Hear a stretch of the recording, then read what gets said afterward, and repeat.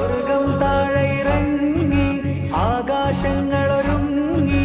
ആമിന ബീവിക്കോമൽ പൂമോൻ പുഞ്ചിരി തൂകി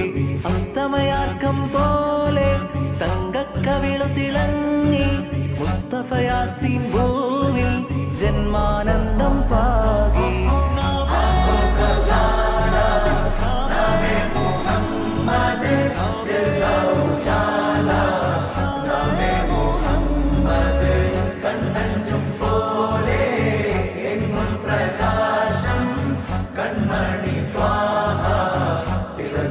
വിശേഷം